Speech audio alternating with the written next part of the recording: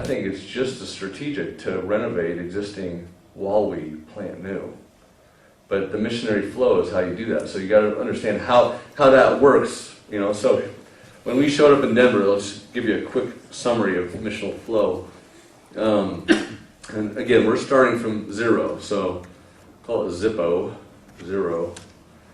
We basically showed up as a small band of people, 6, and we decided we're going to be missionaries. So if you and I go back to France as a missionary team, not church planters or pastors, and I show up and I get us all together at the coffee shop or the little cheese factory, and I go, okay, you've all got partial support, but now clearly you have to work a job, because you're not going to get any street cred in France by being a missionary, right? You're not going to get any street cred by calling yourself a pastor who's going to start a church. The only way you would get street cred is to actually work. So you're all going to work to be good missionaries. And then you're going to get an apartment all around Paris, take that town. And I get us back together as a missionary team, and I say, okay, starting tomorrow, you've all got jobs, you've all got a place to live. What are we going to start doing tomorrow at 8 a.m.? How are we going to live? What are some things that we start naturally thinking about doing?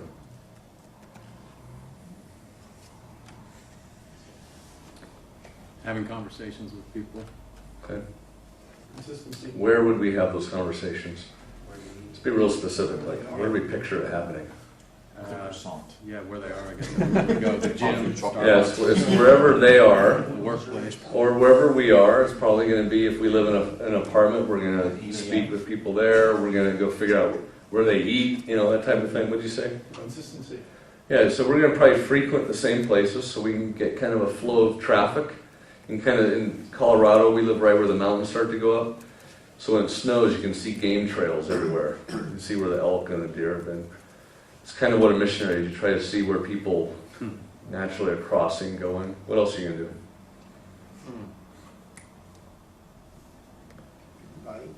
Invite. What's that? Invite. If you make connections, inviting, whether it be whatever makes sense for that culture. Yeah, and you might find in France, it's not cool to invite people over right away. They think you're weird. Some cultures, it's Portland, Oregon, you can invite people over immediately. It's not weird. France, it's weird. So you might learn, no, everybody actually hangs out at cafes. That's the purpose of a cafe, because in France, you don't really let anybody into your home. So you'd learn, okay, let's do the cafe thing. That's where we would hang out. What else are we going to do? You're going to begin to meet their felt needs, rather than, you may know they have a deeper need. A lot of times we want to go right there. Yep. But, until their felt needs are being met, the tangible needs. So you're going to ask, what do these people need, and how can we help Sure. them get it? So you're going to do that. You'd also probably meet visible needs that you just use. So somebody just, their car tire goes flat. Well, a missionary might hop out of your car and help. You'd probably be trying to bless people, right? Try and freak them out a little bit by some kindness. So now I asked you to think about being missionaries, because if I say we're going to go to Paris to plant a church, what are we going to start doing tomorrow at 8 a.m.? I don't know if we go to the same places. So you got to think like a missionary. Remember, the missional church. You're never going to have a missional church unless you have missional people. Mm-hmm.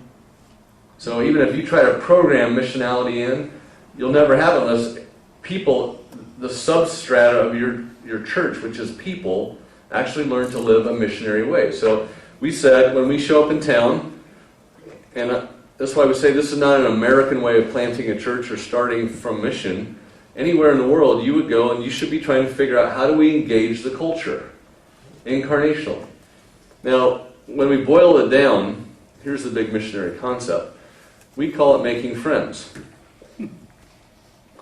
If you've ever taken a missionary class, when you go into a new or a culture, they say you've got to figure out the context, right? That's the missionary idea, context. So unless we contextualize the gospel, it makes no sense. Context, all that means is story. And Jesus taught us that every individual person that you run across is actually their own context. It's their own story. So if I would have come to plant a church in Queens, New York, and never met Fiona, I would have done a demographic. I would have called the office and said, hey, figure out how many single moms average income, all that. I would have done a macro context. But missionaries don't do macro context. We've actually got to find out. So unless I meet Fiona and I hear about her 2 friends that were killed, I don't really know her context. And the only way for me to know an individual person's story is to become a friend. This is why when it says that Jesus was called a friend of sinners, it's such a powerful concept. Because they were calling him a friend. He knows our story. He gets me. So like when we moved into our neighborhood in Colorado, we noticed the game trail. We noticed every day at 4 o'clock, our neighbor Steve would come home, and he would open up his garage, and he would let 2 Labradors out of the garage, and he would throw a tennis ball to them. So we happened to have 2 Labrador retrievers in our garage as well. So Cheryl and I went and we bought at Walmart 2 little white rocking chairs. We put them out on our front porch. Because we were from inner city Portland, people hang out on the front porch in the hood, right? Because that's how you relate and talk. There were no rocking chairs on our front porches. When we left our neighborhood 3 years later, all but 1 house, 8 houses had rocking chairs on their front porches. Wow. But we set out the rocking chairs, and so we decided that we would have coffee every day at what time? At 3:59. And we would sit out there, and then Steve would open up his garage, and I would eventually go out there. I actually went to the sporting goods store. I bought some tennis balls. Didn't have any, because a missionary is got to do whatever it takes to become a friend. My partner, Matt Smay, very conservative, never spends any money. And I remember him talking about this guy, Chris, that kept asking him to go mountain biking. And we're sitting at Starbucks. I'm like, well, why haven't you gone yet? He's like, well, I don't have a bike. I'm like, well, why don't you buy one? He's like, well, I don't want to spend the money on it. So I said, so you really don't care about Chris, huh? He's like, well, how much should I spend? I said, well, how good is Chris? He's like, really good. How much is Chris's bike? He says, probably worth $4,000. So I said, are you going to be able to really hang with Chris if you spend $600 on a Huffy? So I said, how much do you love Chris? Wow. And so I said, and I threw in a few. We took it out of our coffers, so we bought Matt a $4,000 mountain bike. How much do you love? That's what a missionary will do, whatever it takes. So I bought tennis balls. It's a lot cheaper. So well, what do we call a friend? And then we decided that we would call friends a friend when they finally invite us to be with their friends. So when Steve finally invites me to go to the poker party with his buddies, I'm going to go, Steve trusts me with his friends. So that's what we set out to do. So we said, let's do that with 50 people. And by the way, there ended up being 3 contexts for that. Your people back in your church are going to ask you, when you start talking about them being missionaries, they're going to go, hey, dude, lighten up. I'm pretty busy. Yeah. Okay, I got 3 kids in soccer, and I'm working 70 hours a week, and actually I'm working 2 jobs now because of the economy, and so now you want me to... Oh, and Halter, you're telling me as a pastor who's working 80 hours a week that now I have to actually go do dinner 50 times with somebody before they're going to actually come to faith? Like, are you serious? And my answer to this is that the missional incarnational life, you shouldn't have to add anything to your schedule. Missionary life, missionary leadership is just seeing everywhere you're at as a mission field. And so, for instance, we had one of our missionary contexts was our street. So I have to live there, right? So when it snows 3 feet overnight, and I look out the window on a Sunday morning, and I can't even get out to go to church, and I see all the men out in the front yard shoveling, I don't have to add anything to my schedule. I got to go shovel anyway, right? So instead of just shoveling, one day I yelled out to all these guys that I barely knew, hey, let's have a contest so you can get their car up the street the farthest. So we all started shoveling so we could get our cars out of the driveway, and then we had like a snow race with our cars. That day broke our entire street open. From that point on, like it was game on. If we threw a dinner, everybody wanted to come. It's just seeing where you're at. So our street, when we left, all but 2 of the homes, the families were now part of our communities. We didn't have to add any extra time. We just had to see where we live as our mission field. Every person, we knew their names. Okay? We also had Starbucks. So every day, Matt and I went to the same Starbucks store, and people started to ask us, why are you guys always here? And we started to relate with them, and then we would ask them about their story. They found out why we moved there. We found out how long they've lived there, and pretty soon they called us Frickin' Frack. Eventually, they found out that we were, I told one of the guys, we were kind of like a house painter, but we're also kind of like, I don't know if you ever thought of like a missionary team. We're kind of a missionary team, trying to bless people in the neighborhood. So they called us the Missionary Boys. Then, once that was out on the table, they started to ask us questions about God. And one day, during a big district meeting with about 40 Starbucks staff, one of the guys stood up and interrupted the whole meeting and said, hey, I got a question about Christmas. And I could tell it ticked off the district manager, so I said, hey, don't interrupt your meeting. I'll be here when you guys are done. It ended up going past hours, so I slipped him a little note that said, hey, if you guys want to come over tomorrow night, Cheryl and I will do dinner. Cheryl, by the way, had started working there just to get to know the stories and to pay for the third context I'll tell you about in a minute. And anyway, that next night they brought over the entire store. And so that wasn't extra time. I had to drink coffee every week. So Starbucks became another context, and then hockey. So my wife got our daughters, my oldest son, Ryan, who's now 25, severe epilepsy that he's had since birth, kind of like about 30 seizures a day, every day, like for 6 years, and we had a brain surgery that cut him down to about 5 to 7. These are the grand mal, big, ugly ones. So we've never really been able to go out, do dates, whatever. So, that freedom that you would feel like you need time-wise, we just would have people in our house. But then she got Ryan going in a hockey program for disabled kids. And eventually we did that. Denver got our 2 girls involved in hockey, and then Cheryl signed them up for a hockey program. I was making probably $3,000 a month when we lived there, about $1,500 off of missionary support, another $1,500 a month off painting, and hockey cost $1,000 a month. So, I hate to tell you this, but Cheryl and I got in a fight once over that. I said, hey, this is really stupid, like paying this much money for hockey when we can't even pay our bills. And my wife's not very submissive.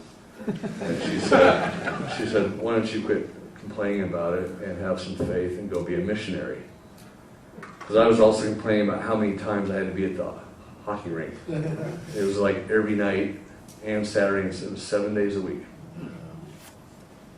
And so when she said, why don't you go be a missionary, I was like, fine, I will.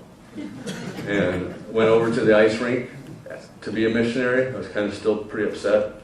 And I see this guy named Rich, who I'd kind of shaken his hand a few times, so I now, instead of sitting by myself, reading a book, I now sat next to Rich, got to know him. He was the barefoot place kicker for the Denver Broncos back in the late 80s, so I thought that was cool. So I started hanging out with Rich, started to hear his story. Pretty soon I say, hey, Rich, let's drop the girls off. This is several weeks into this. Let's drop the girls off. Let's go grab a coffee. So we started doing that, and about 4 weeks later, it was Rich and I and Joe. And it was Rich and I and Joe and Alan. And about 6 months later, we had about 12 guys. We'd all drop our girls off. We'd go and we would relate. And about half of those guys eventually became a part of our church. So how many hours? So if I'm there every night of the week as a hockey dad, how many hours a week do I actually have now on mission? If I just change my mindset.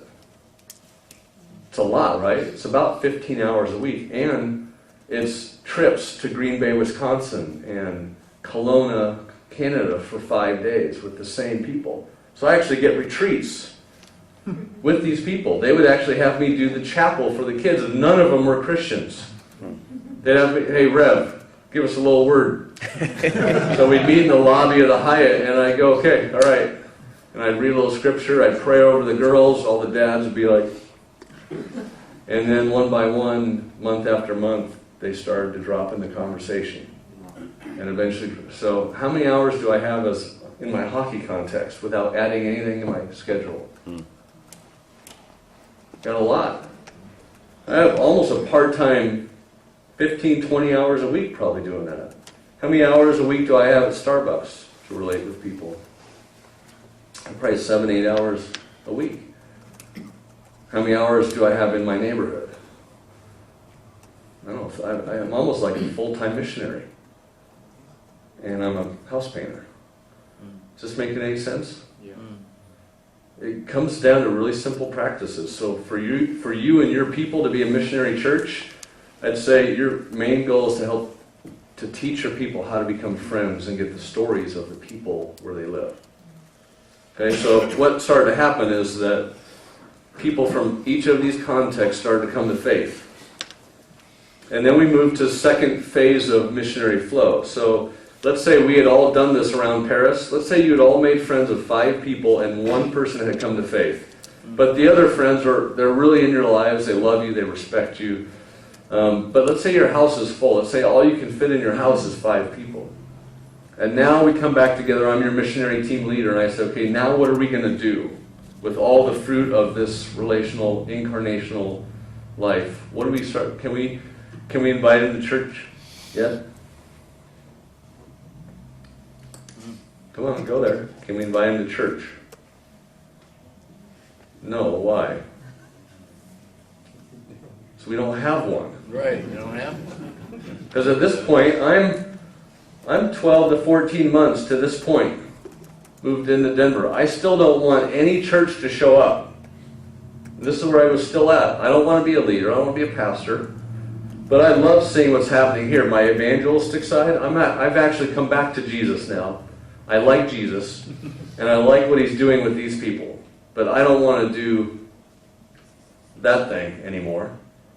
So I'm 12, 14 months. What am I going to start doing? We weren't going to church we didn't go to church for 2.5 years at all. Have any of you ever not went to church on Sunday morning? Like, have you ever tried that? Like, it's pretty awesome. You should try it. Because we could party with people Friday night, and then we could go to their kids' softball or t-ball on Saturday. They could come hang out with us. We could do a retreat, and Sunday we could watch a Bronco football game and then hang out and just talk. An incredible amount of inertia from having our whole weekend. I'm not advocating that you never have church, but I didn't want to go, so it was working out dandy for me. But if we don't have a church to plug those people into, what's your option as a missionary that loves Jesus? You go to the second phase, which is to form incarnational community. So now you actually form an intentional structure. So this is really where that started to happen. So now these 6 people, we're now about 15 people that we're actually discipling to live the way of Jesus.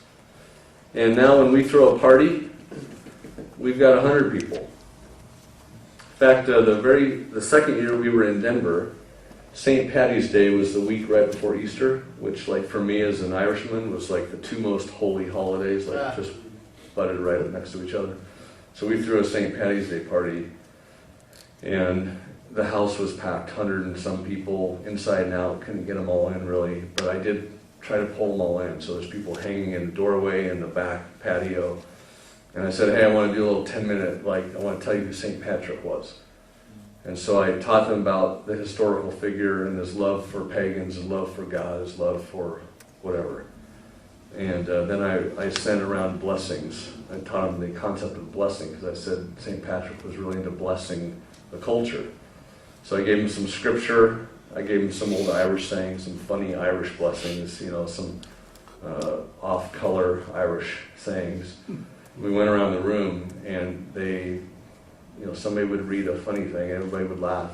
And then another person would read a scripture and go, And as we went around, it got really quiet.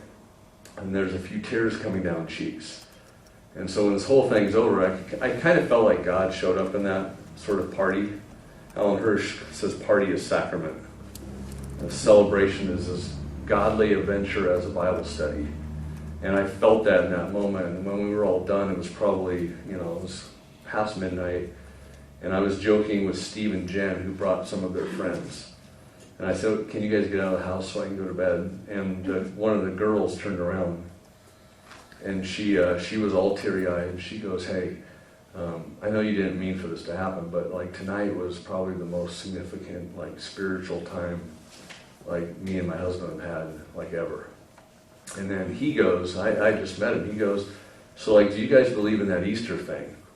And we're like, yeah, we believe in that. Like, are you guys going to like do anything for that? And we were like, no, we're going to take kind of a family hike and just do lunch. And he goes, well, you should do something for Easter. Like for all of us, like this, like what? And I said, okay, we'll work on it. So I had 6 days. So I called the golf course that we were working at. I said, hey, can I rent out your little spot? And so we had an Easter gathering without having church for about 150 people. And all of a sudden something started to happen. We started to then add, because we had people coming to faith, our actual formation of community became pretty clear. So we had a time now where these people were actually getting together for communion. We did it Sunday evenings at our house. And it wasn't the same as a party. It was different than that. We would actually go through Scripture. We would take communion together. And then we would keep doing all this other stuff. So we kept doing that all the time. But we now had added the communion element to what we were doing. And we were also serving people. So all of a sudden, even right here, all 3 circles are actually going. And the non-Christians are actually involved with the mission circle and the inclusive community, which is essentially, call it party and service. So we had tons of our friends doing those two, but because they're not yet Christ followers, we didn't ever invite them to the communion time. But at least now we had it, so we formalized that. And then eventually, when the house became full, and now we're 45 people or so, probably 35 of those are new to faith. So it was just a few of us Christians and mostly new converts, so to speak. We moved to the 3rd phase, which I'll just see if you guys can figure out. Let's say we had all done this. Let's say you now all over Paris, on Sunday afternoon, let's say you all had a time around Scripture and God, conversation and prayer. And let's say your houses are full. And now I bring you back together and I say, okay, what are we going to do now? Now what do we do? We have missional biblical communities all over Paris. What are we going to do now? Reach out to other people. Well, that's intuitive in the process, so we always keep reaching out, but at a structural level, what are we? Here's what happened to us. What's that church and Sunday school? Well, honestly, when we started doing this, we actually spun out. We had a few more of those going on. The biggest thing that I kept hearing is, when are we going to be together? So we moved to the 3rd phase of structuring congregation. So we would say now Adullam, which is the name of our church, is a congregational network of incarnational communities. So we were already saying our main deal is this scattered incarnational community essence, but we really want to be together in something. We want to be church. Yeah. So we actually, and at that point, I still don't want to do it. I kind of got tricked into it, kind of like Fiona, by a little gal named Jess that was in her living room. She worked at Starbucks, and she had come out of a cult environment, really bad cult situation, so we invited Jess to live with us. So she lived with us for about 6 months. So she would come up and be a part of our little Sunday evening thing, but she never said anything. And then over kind of the kitchen table one day, she goes, just so you guys know, like, I feel like I see the difference now, and I want you guys to know I'm following Jesus. That's all we ever knew about Jess. But then she was very quiet. And one night, when the house was full, she raised her hand, and everybody kind of turned around like Jess is talking. And she goes, hey, question. She goes, is what we're doing right here, is this my church? And at that point, I don't want to be a church leader. So I said, no. We're not your church. We're your faith community. And I'm just making crap up again. Okay? Well, she goes, okay, I have come to faith. And then she goes around and she goes, and Shannon and Dusty came to faith, and Rich and Laura. And so aren't people that have faith in Jesus, aren't we supposed to be like the church? So I knew theologically she was correct. But I could tell, I was looking at my wife, my wife's eyes were saying, don't do church, dude, don't do it. Matt was also like, had a curious look on his face, like, how's Halter going to answer this one? So I said, Jess, church will be different than a faith community. I said, church would happen when a bunch of people that have faith in Jesus actually decide to go on mission for Him. They decide to die for Him. And I said, it doesn't happen very often in churches, but that would be what would be a worthy reason to church. And all of her friends in the room looked like they wanted to go die. So I said, hey, for instance, Cheryl and I, Matt and Mary, we've been on mission for you guys. So you know that we let you into our house every Sunday night, but you also know that you don't just come over Sunday night. You guys come over Monday night, and Tuesday night, and Wednesday night, and all the weekends. And when we're about to do a family movie night and get away from you guys, we see you drive into our driveway and we roll our eyes because we don't even like half of you. Like, we want to hang out with you. Like, you're not our people, but we actually let you into our house and we hit eject. And instead of spending time with our kids, we spend time with you guys. And you talk about your sexual dysfunction and all sorts of stuff we don't really want to talk about. And I said the reason why we have baked potato bar every Sunday night is because we're broke. And I told everybody for the first time, like, we're really broke. We find quarters and dimes under the seat cushions every week just to try to pay for this 10-pound bag of potatoes. And that's why we ask you to bring all the side dishes, because we can't afford it. I said, if you ever want to be a church, it would be when you decide that you're going to die to all your stuff for your friends. And they did. They still looked interested. So Matt handed out Post-it notes, all a CRM style, and he said, hey, write the names down on these pieces of paper of your friends who you know will never go to a normal church, but who you think would love to be a part of a faith community and kind of process life in God like we have. And so that little group came up with about 120 names. 2/3 of those are now a part of Adullam. So we put them on the wall, and I declared a fast. I didn't even fast. I just declared one, again, to keep them from doing church. I thought, clearly they won't want to give up the meal. So I said, those of you, and half the room are not Christians, so I said, those of you that are following Christ now, I want you not to eat any lunch this week. So every lunch I want you to spend some time praying about whether or not you're ready to die for Jesus. And I said, those of you that are not following Jesus, I want you to fast with us as well and decide whether or not you want to live for something bigger than yourself. And so everybody fasted that week, I think except me. And they all came back, and it was a unanimous vote. All of them wanted to go die for Jesus. So that's when we said, okay, let's think of a name. So we came up with it. So that was now probably 24 to 26 months where all that missionary activity is going on to just community of normal people. And then we started to really space out and multiply those communities. So that's essentially a missional flow.